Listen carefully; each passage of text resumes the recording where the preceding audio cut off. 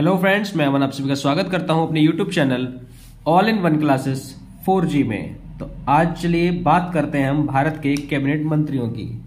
तो जैसा कि आज का टॉपिक है, आपको स्क्रीन पर दिखाई दे रहा है, भारत के कैबिनेट मंत्री यानी कि भारत कैबिनेट मंत्री, कैबिनेट मिनिस्टर्स ऑफ इंडिया। चलिए स्टार्ट करते हैं। पहला जो नाम हमारे सामने है वो है श्री नरेंद्र मोदी जी का। पता है, आपको सभी को पता होगा, ये भारत के तत्कालीन प्रधानमंत्री हैं। ठीक, इनके पास कौन कौन से मंत्रालय हैं उनकी बात करते हैं।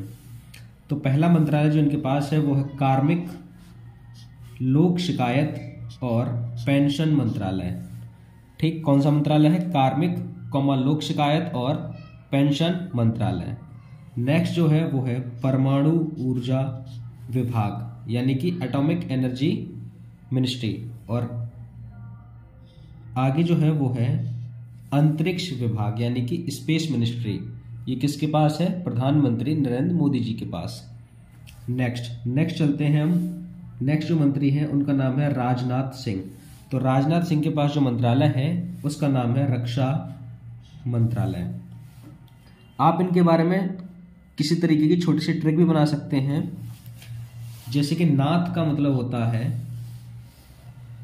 मालिक, यानी कि वो व्यक्ति जो आपकी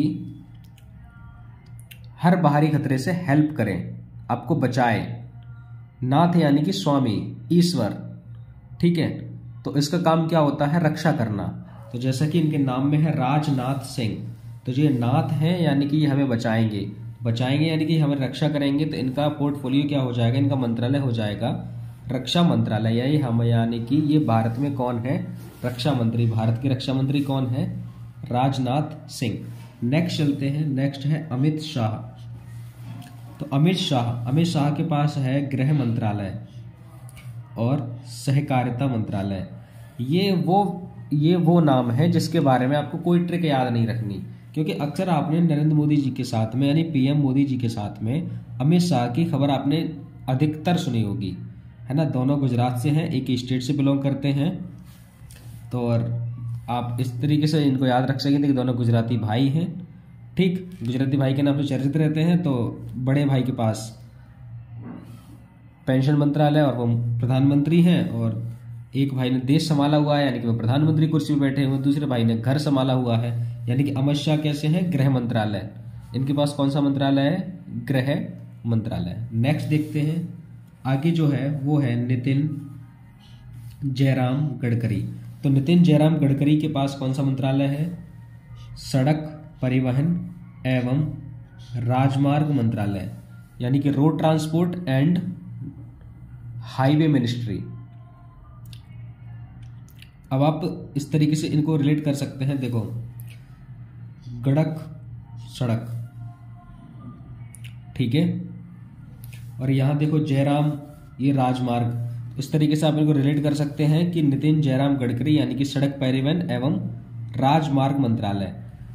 और जैसे बुलेट चलती है ना, बुलेट रॉयल एनफील्ड, गट गट गट गट गट गट करके, तो वो कहाँ किस जगह चलेगी? वो चलेगी सड़क पे या राजमार्ग यानी कि हाईवे पे चलेगी। तो सिंपल सी बात है, अगर गट गट करके गाड़ी चलेगी तो कहाँ चलेगी? या तो सड़क पे चलेगी या राजमार्ग पे चलेगी, दो ही जगह चल सकती है। तो इस तरीके से आप याद कर सकते हैं कि नितिन जयराम गडकरी यानी कि सड़क परिवहन एवं राजमार्ग मंत्रालय। नेक्स्ट देखते हैं। नेक्स्ट है सुब्रमण्यम जयशंकर। इनके पास है भारत का विदेश मंत्रालय, ये यानी कि ये भारत के कौन है? विदेश मंत्री हैं। तो इनके लिए एक छोटी सी ट्रिक ये है कि आप इस तरीके से याद कर सकते हैं कि जैसे जब हम कहीं घर से बाहर जाते हैं, है ना, किसी नई जगह पे जाते हैं, तो अक्सर हम लोग क्या जय बोल के जाते हैं ना, जय माता की, जय बजरंगबली की, ऐसे करके, है ना। तो इसमें क्या होता है कि यहाँ पे देखो, अब ये विदेश मंत्री हैं, तो इनको हर बार कहीं ना कहीं विदेश में अलग अलग देशों में घूमना पड़ता है, वहाँ के विदेश मंत्रियों से मिलना पड़ता है, प्रधानमंत्री से मिलना पड़ता है। तो ये हमेशा इधर उधर भागते रहते हैं। तो ये हमेशा जय बोल के जाते हैं, जयशंकर। क्या बोल के जाते हैं? जयशंकर। इस तरीके से आप याद रख सकते हैं कि ये विदेश मंत्री हैं यानी कि ये विदेश की यात्रा जब करते हैं तो जयशंकर बोल के जाते हैं। ठीक, तो इनका नाम तो ये याद रखना, सुब्रमण्यम जयशंकर यानी कि एस जयशंकर कौन है? विदेश मंत्रालय का मंत्री यानी कि विदेश मंत्री, भारत के विदेश मंत्री कौन है? सुब्रमण्यम जयशंकर, यानी कि एस जयशंकर। नेक्स्ट है निर्मला सीतारमन। तो निर्मला सीतारमन है भारत की वित्त मंत्रालय की मंत्री और कॉरपोरेट कार्य मंत्रालय की मंत्री। ठीक, तो निर्मला सीतारमन यानी कि वित्त मंत्रालय की मंत्री हैं और कॉरपोरेट कार्य मंत्रालय। अब वित्त का मतलब होता है फाइनेंस।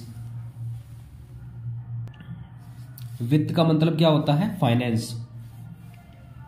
तो पता है सीता यानी कि यहां पे अगर इंडियन हिस्ट्री में बात की जाए तो सीता माता जो थी ना, तो वो क्या संभालती थी? वित्त, यानी कि घर में जो भी रुपये संबंधित जो भी चीजें होती थी वो कौन संभालती थी? सीता माता। इस तरीके से आप याद रख सकते हैं कि निर्मला सीतारमण यानी कि वित्त मंत्रालय, फाइनेंस मिनिस्ट्री। ठीक, और कॉरपोरेट कार्य मंत्रालय के जितने भी कार्य होंगे वो कौन संभालेगा? सीता माता यानी कि सीतारमण। ठीक है, तो निर्मला सीतारमण जी के पास कौन सा मंत्रालय है? वित्त मंत्रालय। नेक्स्ट देखते हैं पीयूष गोयल। पीयूष गोयल नाम भी चर्चित नाम है, चर्चा में बना रहता है। इनके बारे में देखते हैं। इनके पास जो मंत्रालय है वो है वाणिज्य एवं उद्योग मंत्रालय। नेक्स्ट है कपड़ा मंत्रालय, उपभोक्ता मामले, खाद्य और सार्वजनिक वितरण मंत्रालय। ठीक है, वाणिज्य एवं उद्योग यानी commerce and industries ministry. Textile मंत्रालय यानी कपड़ा मंत्रालय, टेक्सटाइल। उपभोक्ता यानी consumer affairs and food processing. ठीक है, फूड डिस्ट्रीब्यूशन मिनिस्ट्री। तो इस तरीके से आप इनको याद रख सकते हैं कि पीयूष गोयल जी के पास क्या है? कपड़ा मंत्री हैं ये और वाणिज्य एवं उद्योग मंत्री हैं। नेक्स्ट हम देखते हैं जिसके बारे में कोई ट्रिक यूज हो सकती है वो मैं आपको जरूर बताऊंगा, और कुछ जो नाम है वो आपको इसी तरीके से याद करने पड़ेंगे जिनके लिए कोई ट्रिक नहीं बन पाती है। ठीक है, नेक्स्ट देखते हैं। नेक्स्ट है स्मृति जुबिन ईरानी। और पूरे के पूरे कैबिनेट में केवल 2 महिलाएं हैं जो कैबिनेट मंत्री हैं। पहली हमने पढ़ चुके हैं, उनका नाम है निर्मला सीतारमण जो है वित्त मंत्री, और नेक्स्ट है स्मृति जुबिन ईरानी। तो ये एक महिला है, इसीलिए इनको क्या दिया गया है? महिला एवं बाल विकास मंत्रालय। एक महिला जो होती है वो बच्चों का अच्छे से ध्यान रखती है, इसलिए इनके पास क्या है? बाल विकास मंत्रालय। और महिला मंत्रालय भी है, महिला एवं बाल विकास।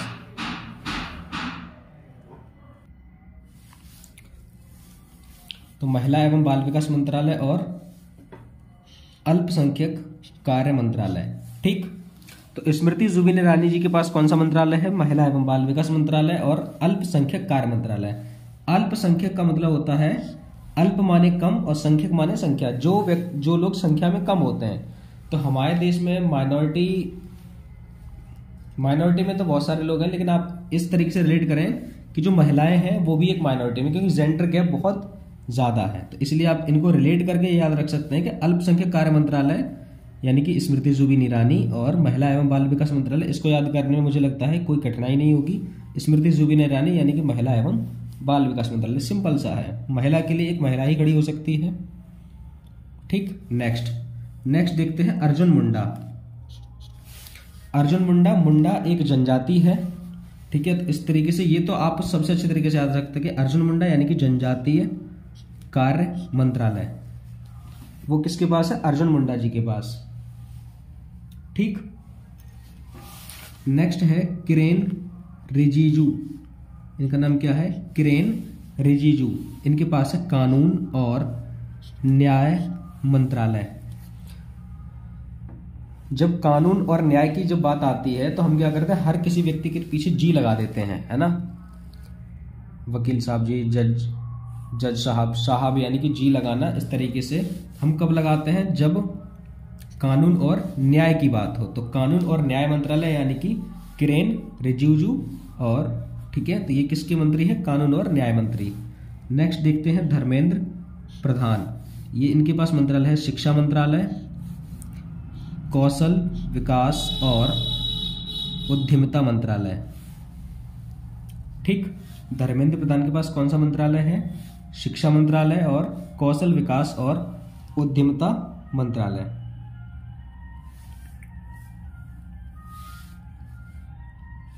ये क्या है? ये प्रधान है। तो प्रधान का काम क्या होता है, गांव में देखना किसका कौशल अच्छा है और किसका विकास हो रहा है या नहीं हो रहा है, गांव में शिक्षा मिल रही है या नहीं मिल रही है, ये किसका काम होता है, प्रधान का। तो इस तरीके से आप याद रख सकते हैं कि प्रधान धर्मेंद्र प्रधान है, तो प्रधान जी क्या देखेंगे, शिक्षा देखेंगे, कौशल विकास देखेंगे और उद्यमिता देखेंगे। ठीक, नेक्स्ट है नरेंद्र सिंह तोमर। तो नरेंद्र सिंह तोमर यानी कि कृषि एवं किसान कल्याण मंत्रालय। ठीक है, अगर कृषि ना हो तो क्या होगा, अगर कृषि नहीं होगी तो किसानों का कल्याण नहीं होगा और हमारा भी कल्याण नहीं होगा, क्योंकि अगर कृषि नहीं होगी तो अनाज नहीं होगा, फसलें नहीं होंगी, यानी कि जो भी चीजें, फिर हम क्या हो जाएंगे, अगर कृषि नहीं हुई तो मर जाएंगे। क्या होगा, तो मर जाएंगे। तो अब तुम सोचोगे नरेंद्र सिंह तोमर तो मर जाएंगे, लेकिन कब मर जाएंगे, अगर कृषि एवं किसानों का कल्याण नहीं हुआ तो ये किसके पास है, नरेंद्र सिंह तोमर के पास। तो आप इस तरीके से याद कर सकते हैं। नेक्स्ट लिखते हैं अगला जो है उनका नाम है डॉक्टर वीरेंद्र कुमार। तो डॉक्टर वीरेंद्र कुमार के पास क्या है, सामाजिक न्याय और आधिकारिता मंत्रालय। अब आप यहां देखो, वीर प्लस इंद्र यानी कि वीरेंद्र, तो जो वीर व्यक्ति हुआ, आज के टाइम पे हमें क्या है, हमें सामाजिक न्याय चाहिए और हमें अपने अधिकार चाहिए, लेकिन उसके लिए वीरता दिखानी पड़ती है। तो जो वीरता दिखाएगा उसी को क्या मिलेगा, सामाजिक न्याय मिलेगा और उसके अधिकार मिलेंगे। तो ये काम कौन करेंगे, ये करेंगे वीरेंद्र, इनका नाम क्या है, वीरेंद्र। तो वीरेंद्र जी क्या करेंगे, सामाजिक न्याय और आधिकारिता मंत्रालय संभालेंगे, जिससे कि सभी लोगों को न्याय मिल सके और उन्हें उनका अधिकार मिल सके। ठीक, इस तरीके से याद कर सकते हैं। नेक्स्ट देखिए, मनसुख एल मंडाविया, ये क्या करेंगे, ये सबका मन सुखी रखेंगे। मन सुख यानी कि स्वास्थ्य और परिवार कल्याण मंत्रालय। क्या होता है, स्वास्थ्य और परिवार कल्याण मंत्रालय। ये कब होगा, जब हमारा मन सुख होगा, जब हम मन से सुखी होंगे तब हम स्वस्थ रहेंगे और हमारे परिवार का कल्याण होगा। वो भी कब होगा, जब हम रसायन यानी केमिकल्स और फर्टिलाइजर्स यानी कि उर्वरक, इन सबसे कैसा रहेंगे, दूर रहेंगे। जब हम केमिकल वाला फूड खाएंगे तो उससे क्या होगा, हमारा स्वास्थ्य अच्छा रहेगा, नहीं रहेगा ना। तो इसीलिए हम स्वस्थ कब रहेंगे, जब रसायन और उर्वरक यानी कि फर्टिलाइजर्स और केमिकल से दूर रहेंगे, तो हमारा मन सुख रहेगा और हम स्वस्थ रहेंगे और हमारे परिवार का भी कल्याण होगा। नेक्स्ट चलते हैं, नेक्स्ट है भूपेंद्र यादव। तो भूपेंद्र यादव जी के पास कौन सा मंत्रालय है, उनके पास है पर्यावरण, वन और जलवायु परिवर्तन मंत्रालय, श्रम और रोजगार मंत्रालय। इनके पास दो मंत्रालय हैं, पर्यावरण वन और जलवायु परिवर्तन, और नेक्स्ट है श्रम और रोजगार। अब आप देखिए इनके नाम में क्या है, इनके नाम में है भू। भू का मतलब होता है जमीन, भू यानी कि जमीन, लैंड यानी कि पृथ्वी, और पृथ्वी पे क्या है, पर्यावरण है, वन है, जलवायु है। तो आप इस तरीके से याद कर सकते हैं, भू यानी कि ज्योग्राफी, ज्योग्राफी यानी कि जियोलॉजी, इस तरीके से आप कुछ भी मान लो इनमें से। ठीक है, तो भू यानी कि हम जमीन की बात कर रहे हैं, अपनी पृथ्वी की बात कर रहे हैं, तो पृथ्वी पे क्या है, पर्यावरण है, वन है और जलवायु है। इसको कौन देखेगा, इसको देखेंगे भूपेंद्र यादव। और अगर पृथ्वी है, जलवायु है, पर उसमें वन है, तो उसके लिए क्या करना पड़ेगा हमें, श्रम यानी कि लेबर एंड रोजगार, यानी कि श्रम और रोजगार कहाँ से मिलेगा, हमें पर्यावरण से मिलेगा, हमें वनों से रोजगार मिलेगा। जब हम पर्यावरण को बचाएंगे, वन सुरक्षित रहेंगे, तो हमें श्रम भी, तो हमें क्या मिलेगा, रोजगार मिलेगा। ठीक, इससे आप याद कर सकते हैं कि भूपेंद्र यादव जी के पास क्या है, पर्यावरण वन, जलवायु और परिवर्तन मंत्रालय। ठीक है, नेक्स्ट देखते हैं, नेक्स्ट है प्रहलाद जोशी। प्रहलाद जोशी कौन से मंत्री हैं, इनके पास है संसदीय कार्य मंत्रालय, कोयला मंत्रालय और खान मंत्रालय। देखो कोयला और खान तो आप इस तरीके से याद कर सकते हैं कि खान में क्या निकलता है, कोयला। ठीक, लेकिन दूसरी चीज, जब संसदीय कार्य होते हैं तो संसदीय कार्यों को करने के लिए हमें हमारे अंदर जोश होना चाहिए, क्योंकि संसद में आपको पता है क्या होती है, डिबेट होती है, बहस होती है। अगर आपके अंदर जोश नहीं होगा तो आप वहां पे बहस नहीं कर सकते। ठीक है। जोशी से आप ये याद रख सकते हैं कि संसदीय कार्यों के लिए आपके अंदर जोश होना चाहिए, तो आप संसद के कार्यों को कर सकते हैं, अन्यथा नहीं कर सकते। ठीक है, क्योंकि वहां बहसों के उत्तर देने के लिए अगर आपके अंदर जोश खत्म हो जाएगा तो सामने वाला व्यक्ति जो है वो आप पे हावी हो जाएगा, है ना। नेक्स्ट अब बात रही कोयला और खान। अब आप वर्ड उठाइए प्रहलाद। प्रहलाद से आपको इंडियन हिस्ट्री में अगर हम बात करें मैथोलॉजी में, तो एक नाम सुना होगा आपने, हिरण्यकश्यप। तो हिरण्यकश्यप के पुत्र का नाम था प्रहलाद। ठीक है, और हम एक त्योहार मनाते हैं होली, होलिका दहन। तो प्रहलाद की एक बुआ जी थी, इनका नाम था होलिका। तो प्रहलाद जी जो थे वो विष्णु भगवान के बहुत बड़े भक्त थे। तो एक बार हिरण्यकश्यप ने सोचा क्यों ना इनको हम अपनी बहन के साथ, हमारी बहन जलेगी नहीं अग्नि में, और प्रहलाद को जलवा दें। तो ऐसे ही वो बैठी थी, और तुम्हें पता है आग जलाने के लिए किसकी जरूरत पड़ती है? अभी आग जलाने की जरूरत पड़ती है कोयला। तो हम उस टाइम पे हिरण्यकश्यप ने किसको जलाने के लिए सोचा था? प्रहलाद। और जलाने का मतलब यानी कि कोयला, और कोयला कहाँ से मिलेगा? खान से। तो इस तरीके से आप इनको रिलेट करके याद रख सकते हैं। अगर ना भी रिलेट करना चाहें, आपके पास कोई और जरिया हो याद करने का, आप लिख के याद कर सकते हैं, as you like that. Next देखते हैं, नेक्स्ट है गजेंद्र सिंह शेखावत। नेक्स्ट क्या है? गजेंद्र सिंह शेखावत। इनके पास है जल शक्ति मंत्रालय। गजेंद्र यानी कि गज का मतलब होता है हाथी, इट मीन्स, है ना। और गजेंद्र यानी कि इंद्र भगवान है, हाथी के राजा। तो जो हाथियों के राजा थे यानी कि इंद्र, तो गजेंद्र, और गजेंद्र यानी कि गज के इंद्र। ठीक है, यानी कि उनके देवता यानी कि इंद्र भगवान।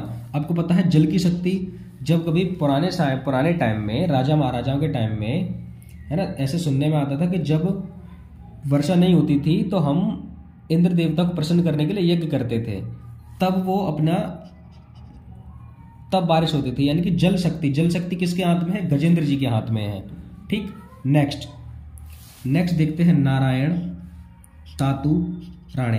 तो नारायण तातु राणे, इनके पास है सूक्ष्म, लघु और मध्यम उद्यम मंत्रालय, यानी कि micro, small and medium entrepreneurship ministry. ये किसके पास है? नारायण तातु राणे।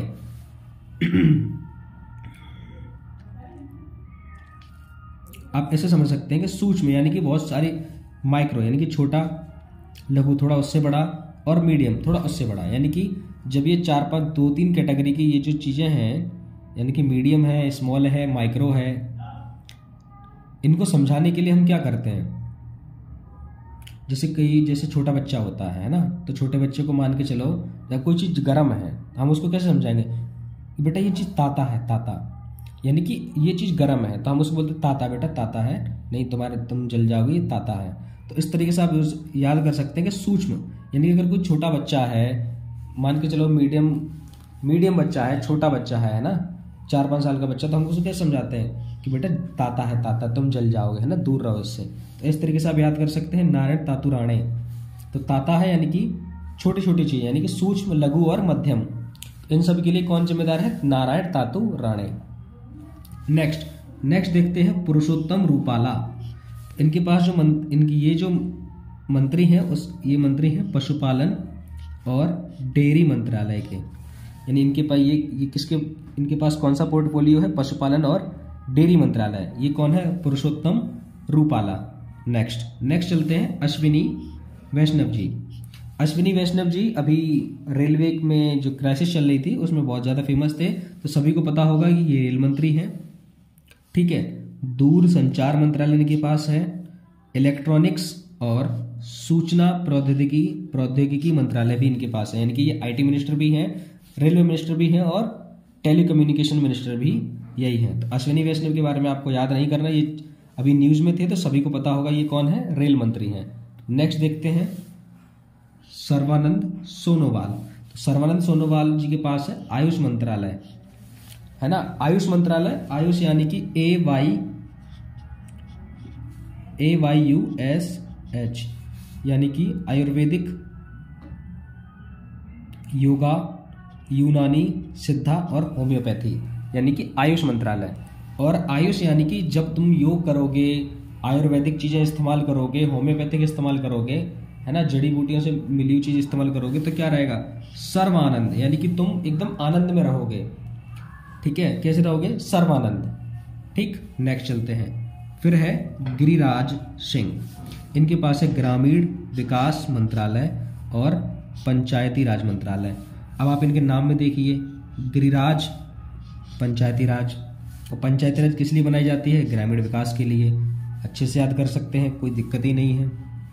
नेक्स्ट है ज्योतिरादित्य सिंधिया। तो ज्योतिरादित्य सिंधिया जी के पास है नागरिक उड्डयन मंत्रालय और है इस्पात मंत्रालय। ठीक, इनके बारे में मेरे पास कोई ट्रिक नहीं है, तो आप इसको ऐसे याद कर रख सकते हैं कि ज्योतिरादित्य सिंधिया के पास है नागरिक उड्डयन मंत्रालय और इस्पात मंत्रालय। तो इन दोनों के बारे में आपको याद करने में ये आसानी रहेगी। उड्डयन यानी कि उड़ान से संबंधित है, और उड़ने के लिए हमारे पास इस्पात होना चाहिए, यानी कि लोहा होना चाहिए, तभी तो हम प्लेन बना सकते हैं। तो ये दोनों मंत्रालय जो हैं वो किसी एक व्यक्ति के पास होंगे, तो आपको सिंपल से याद कर लेना है ज्योतिरादित्य सिंधिया। नेक्स्ट हम देखते हैं, नेक्स्ट जो है उनका नाम है महेंद्र नाथ पांडे। तो महेंद्र नाथ पांडे ये है भारी उद्योग मंत्रालय। इनके पास कौन सा मंत्रालय है, भारी उद्योग मंत्रालय। अब देखिए महेंद्र देखिए या देखिए महिंद्रा, है ना, तो महिंद्रा हमारे देश की जो कंपनी है वो क्या बनाती है, वो गाड़ियां बनाती है ना, ट्रक बनाती है, गाड़ियां बनाती है, बस बनाती है। ठीक है, अब वो बसें या गाड़ियां जो हैं, लोडर जो हैं, वो किस लिए आते हैं, यानी भारी सामानों को ढोने के लिए। ठीक, तो आप इस तरीके से याद कर सकते हैं महेंद्र नाथ पांडे। तो महेंद्र नाथ पांडे जी जो हैं वो क्या कर रहे हैं, आजकल भारी सामानों को इधर से उधर ट्रांसफर कर रहे हैं, या उनकी फैक्ट्री है उसमें क्या बनाया जा रहा है, भारी सामान बनाया जा रहा है। ठीक है, वो किस में जाके लोड होगा, महिंद्रा एंड महिंद्रा की गाड़ियों में। ठीक, नेक्स्ट देखते हैं पशुपति कुमार पारस। इनके पास है खाद्य प्रसंस्करण मंत्रालय। आपने देखा होगा सिंधु सभ्यता में एक जो पूजनीय जो देवता थे उनका नाम था पशुपतिनाथ। उनका नाम क्या था, पशुपतिनाथ। ठीक, अब वो क्या करते थे, खाद्य प्रसंस्करण मंत्रालय का कार्यभार संभालते थे। खाद्य प्रसंस्करण का मतलब ये होता है कि जो हमारा फ्रेश फूड होता है, जैसे आपने देखा होगा टोमेटो केचप होती है, ग्रीन चिल्ली सॉस होती है, सोया सॉस होती है, जैम होता है ना, और जैसे मार्केट में जैसे कुरकुरे हैं, चिप्स हैं, इस तरीके के जो आइटम होते हैं ये फूड प्रोसेसिंग करके बनाया जाता है, यानी कि किसी एक पर्टिकुलर फूड से ये बहुत सारी पैकेजिंग वाली जो सामान है उसको बनाया जाता है। अब वो लंबे समय तक रहे, उसके लिए क्या होगा, उसके लिए पशुपतिनाथ जी का आशीर्वाद चाहिए कि वो लंबे समय तक फ्रेश रहे, अच्छा रहे। ठीक, इस तरीके से आप कोरिलेट करके याद कर सकते हैं। नेक्स्ट है राजकुमार सिंह। तो राजकुमार अब व्यक्ति को राजकुमार है तो उसी के अंडर में तो होगी बिजली मंत्रालय। पहले के टाइम पे जो राजकुमार या राजा वगैरह जो होते थे वो क्या करते थे, उनके घर एकदम रोशन होते थे, वहां पे सारी सुख सुविधाएं होती थी, और जो गरीब है, आम जनता है, उसके घर पे कोई सुख सुविधा नहीं होती थी। तो इस तरीके से आप याद रख सकते हैं कि वो राजकुमार हैं, उनके पास क्या है, बिजली मंत्री हैं, वो बिजली मंत्रालय उन्हीं के पास है। नेक्स्ट जो इनके पास मंत्रालय है वो है नवीन और नवीकरणीय मंत्रालय। यानी कि अब जो भी काम आप खुद देख लीजिए, जो राजा महाराजा होते थे उन्हीं के यहाँ पे नया काम होता था, और बाकी के जो आम व्यक्ति थे उनका जीवन जो था वो इसी तरीके से बीतता जा रहा था, है ना, चौकीदार का बेटा चौकीदार। और लेकिन जो राजा महाराजा थे वहाँ पे जितने भी काम होते थे सारे के सारे नए होते थे उनके लिए। उनका अगर बेटा है तो उसके रहने के लिए अलग व्यवस्था है ना, नए नए महल बनते हैं, नए नए वस्त्र वो रोज बदल सकते हैं। तो नवीन उसका मतलब होता है न्यू, और नवीकरणीय यानी रिन्यूबल, यानी कि दोबारा से नया होना। तो नवीन और नवीकरणीय ये दोनों मंत्रालय भी किसके पास है, राजकुमार सिंह के पास। नेक्स्ट देखते हैं हरदीप सिंह पुरी। इनके पास है पेट्रोलियम एवं प्राकृतिक गैस मंत्रालय, आवास और शहरी मामलों के मंत्रालय। इनके पास दो मंत्रालय हैं, एक है पेट्रोलियम एवं प्राकृतिक गैस मंत्रालय, दूसरा है आवास और शहरी मामलों के मंत्रालय।